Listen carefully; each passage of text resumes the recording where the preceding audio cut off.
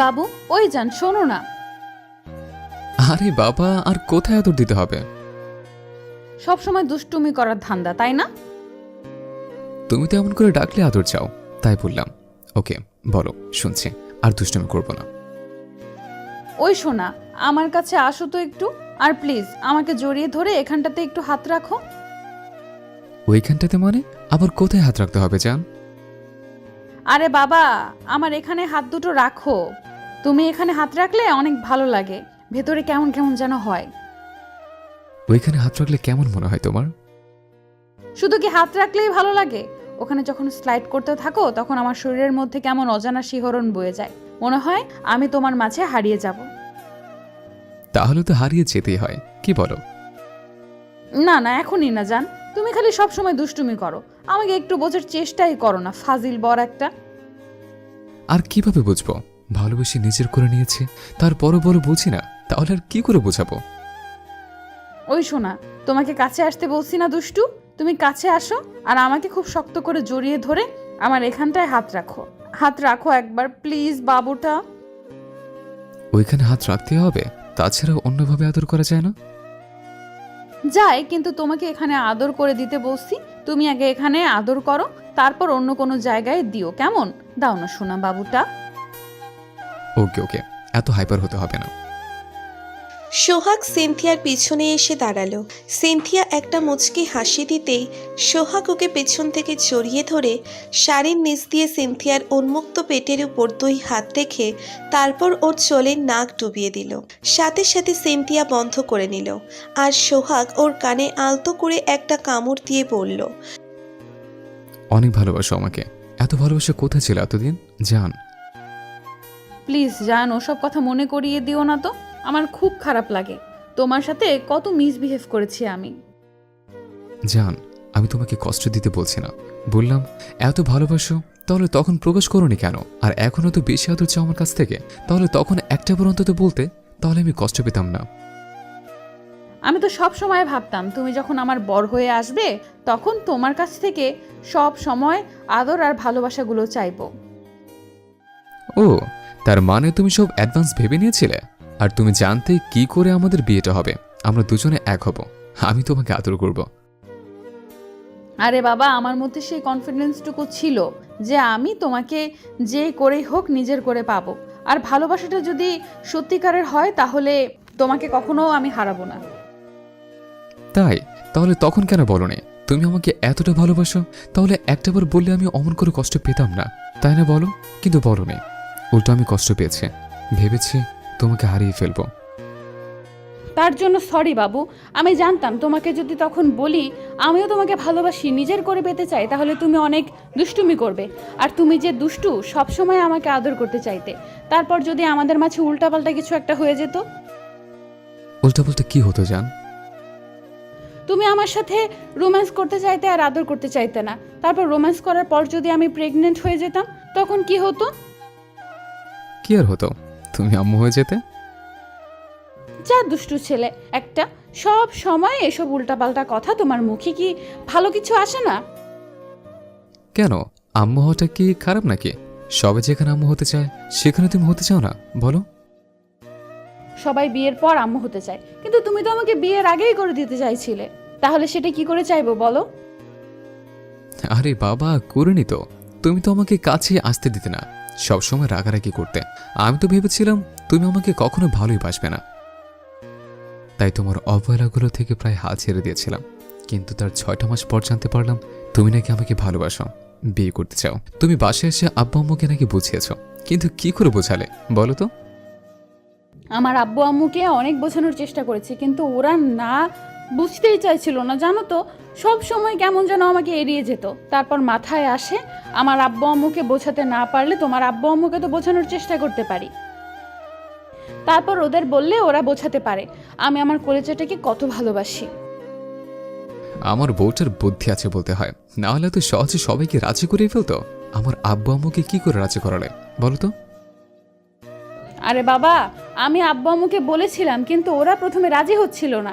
তাই 2-3 দিন খাওয়া দাওয়া বন্ধ করে দিয়েছিলাম আর বলেছিলাম আমি তোমাকে না পেলে কারোর সাথেই আর কোনো কথাই বলবো না।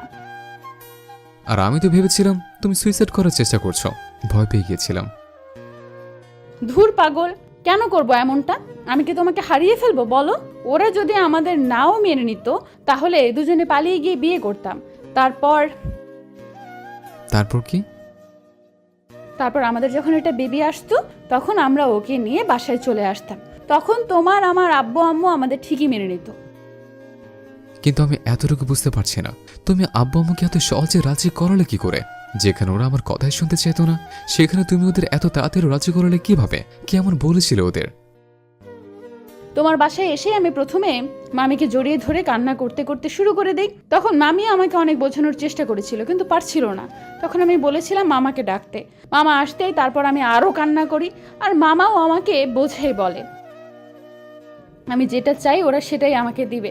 তখন ওদের বলেছিলাম আমি আর তুমি দুজন দুজনকে ভালোবাসি, কিন্তু তুমি এখন আমার উপর রাগ করে আছো, আমার সাথে কথা বলছো না, তাই আমি তোমাকে বিয়ে করতে চাই, তোমাকে সারা জীবনের জন্য কাছে পেতে চাই। ওরা রাগারাগি করলেও পরে আমি মামার পাগুলো ধরতেই মামা আমাকে বলেছিল আমি কথাগুলো ওদের আগে বললাম না কেন। তখন আমি নিজেই অবাক হয়েছিলাম। মামা বলেছিল ওনারা ভেবেছিল আমাদের দুজনের বিয়েটা দিবে, কিন্তু আমার জন্যই বলতে পারছিল না, কারণ আমি অনেক রাগী সেজন্য। মধ্যখান থেকে শুধু শুধু কষ্ট পেতে হলো আমাকে। দেখাবো এখন মজা। কেন, আমি আবার কি করলাম? কি করলে মানে? আমাকে এত কষ্ট দিয়ে বলা হচ্ছে কি করলে? এখন সবটাই উসুল করে নেব।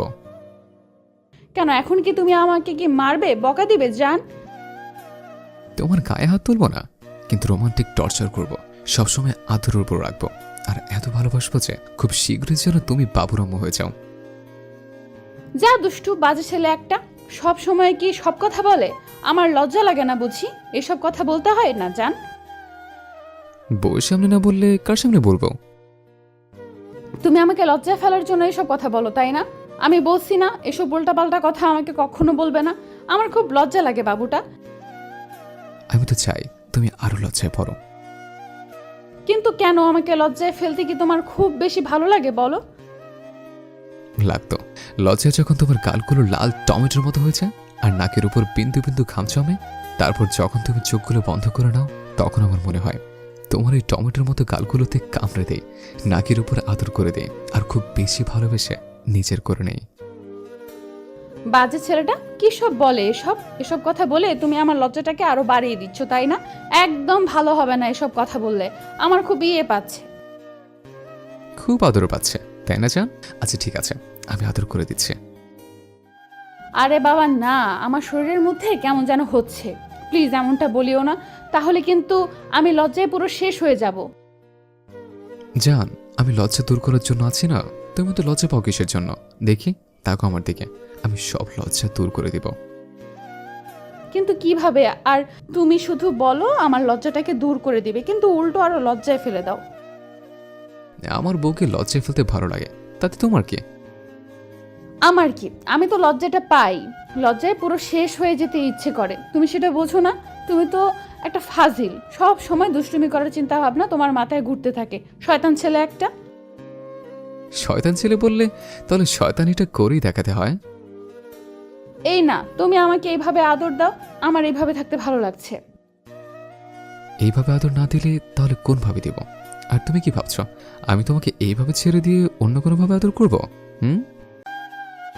আমি কি জানি না মনে করেছো? তুমি দুষ্টুমি করতে শুরু করলে আমাকে অনেক বেশি উত্তেজিত করে দাও, তারপর আমাকে বেডে নিয়ে যাও, আর সেখানে যেটা হয় সেটা আমি মুখে বলতে পারবো না। প্লিজ এমনটা করিও না, আমার এখানে থাকতে ভালো লাগছে। তাহলে আর কি, এইখানে রোমান্সটা শুরু করে দেই, কি বলো? তোমার সমস্যা না হলে আমারও নেই। আর আমি জানি তুমি আদরগুলো খুব ভালোভাবে উপভোগ করো, নিজের সাথে আমাকে মেশানোর চেষ্টা করো। কারণ আমার পাগলটাকে আমি প্রচন্ড পরিমাণে ভালোবাসি, যেটা বলে বোঝাতে পারবো না। আর আমি চাই সে আমাকে সব সময় এভাবেই ভালোবাসুক। তাহলে বাধা দিচ্ছ কেন? আমি একটু আদর করি, চুপ করে থাকো প্লিজ। আমি মুখে বলেছি, কিন্তু কখনো তোমাকে দূরে সরিয়ে দিয়েছি জান? আর আমি তো বলেছি এখানে আমার থাকতে ভালো লাগছে। তুমি যখন আমার পেটের উপর স্লাইড করো তখন আমার খুব ভালো লাগে। প্লিজ জান, আমাকে অমন করে আদর দাও না কলিজা। সোহাগ একটা মুচকি হাসি দিল, তারপর ওর গলায় আর ঘাড়ে নাক ঘষতে লাগলো। এর মাঝে 2 হাতে সোহাগ ওর পেটের উপর স্লাইড করতে শুরু করে দিয়েছে, যার জন্য সিনথিয়া এক প্রকার কেঁপে কেঁপে উঠছিল। ও সোহাগের স্পর্শের আবেশে চোখ বন্ধ করে নিয়েছে আর শক্ত করে সোহাগের হাতের উপর 2 হাত চেপে ধরল। সোহাগ বুঝতে পারছে সিনথিয়া উত্তেজিত হয়ে যাচ্ছে, ওর নিঃশ্বাসটা ভারী হয়ে আসছে, যার জন্য এক প্রকার শিউরে উঠেছে। সোহাগ ওর ঘাড়ে গলায় অনবরত কিস করে যাচ্ছে, যার জন্য সিনথিয়া পুরো পাগলের মতো হয়ে যাচ্ছে। একটা সময় সোহাগের আদরের মাত্রাটা এতটাই তীব্র হলো, যার জন্য সিনথিয়া আর থাকতে না পেরে ওর দিকে ঘুরে খুব শক্ত করে আষ্টে পৃষ্ঠে জড়িয়ে ধরে। এবার সিনথিয়ার গরম নিঃশ্বাসগুলো সোহাগের বুকে গিয়ে লাগছে, যার জন্য ওর মধ্যেও একটা উত্তেজনা করতে শুরু করেছে। সিনথিয়া এত বেশি নিঃশ্বাস নিচ্ছিল, যার জন্য মনে হয়েছিল সোহাগকেও পুরো পাগল করে দিবে, কারণ এই নিঃশ্বাসের শব্দটাই সোহাগ সম্পূর্ণ মাতাল হয়ে যায়। সোহাগ সিনথিয়াকে ছাড়িয়ে নিয়ে তারপর ওর মুখের দিকে তাকালো। সিনথিয়ার পুরো মুখটা লজ্জাতে লাল হয়ে রয়েছে, ওর গোলাপের পাপড়ির মতো ঠোঁটজোড়ায় যেন কম্পনের ঝড় বইছে। সিনথিয়ার ঠোঁটের স্বাদ নিতে সোহাগ আর নিজেকে দমিয়ে রাখতে পারল না, ও ঠোঁটগুলো নিচের দখলে নিল। সিনথিয়াও ওর চুলগুলো আঁকড়ে ধরে রেসপন্স করতে লাগলো। দুজন দুজনকে আধা ঘন্টা যাবৎ কিস করলো। তারপর সিনথিয়া লজ্জা পেয়ে সোহাগকে ছেড়ে দিয়ে ওর বুকে মুখ লুকালো। তখন সোহাগ ওকে আবার ছাড়িয়ে নিল, তারপর হঠাৎ ওকে কোলে তুলে নিতেই ও সোহাগের গলাটা জড়িয়ে ধরল। তারপর সোহাগ সিনথিয়ার সারা মুখে কিস করতে লাগলো। আর বেডের দিকে যেতে গেলে তখন সিনথিয়া বলে, এই দুষ্টু, কি শুরু করলে? সবাই দেখছে তো জান। হ্যাঁ তাই তো। ওরা এমন করে তাকিয়ে থাকলে আমার লজ্জা লাগবে না বুঝি? তুমিও না সব সময় এই কথাটা ভুলে যাও। তোমায় আদর করার নেশাটা মাথায় চেপেছে, তাই সবটা ভুলে গিয়েছিলাম জান। হ্যাঁ, তা তো যাবেই। আমাকে কাছে পেলে তুমি দুনিয়ার সব কাজ ভুলে যাও। তখন শুধু তোমাকে নিজের করে পাওয়ার তীব্র আকাঙ্ক্ষা থাকে মনে। তা থাকবে না, সব সময় তো আদর করার কথা মাথায় ঘুরপাক খায়। তোমার কাছে আসলে আদরটা করতে ইচ্ছে করে, তাহলে কি করব? কি আর করবে? প্রচন্ড পরিমাণে আদর দিবে, আমাকে ভালোবাসবে, বুকে জড়িয়ে নেবে। সেটাই তো করছি জান। হ্যাঁ করছো, কিন্তু সবার সামনে। ওদের চলে যেতে বলো, তারপর আদর দাও। হ্যাঁ হ্যাঁ, আপনারা এখান থেকে এখন যান, আমার ফুফাতো বউ লজ্জা পাচ্ছে। ভালোবাসার সুন্দর সুন্দরভাবে ভালোবাসতে পারে। ভালো থাকুক প্রত্যেকটা ভালোবাসার মানুষ। আমাদের ভিডিওটি কেমন লেগেছে তা কমেন্ট করে জানাতে ভুলবেন না। আর ভিডিওটি যদি ভালো লেগে থাকে তাহলে একটি লাইক করুন আর সাবস্ক্রাইব করে আমাদের পাশেই থাকুন। ধন্যবাদ সবাইকে আমাদের পাশে থাকার জন্য। আল্লাহ হাফেজ।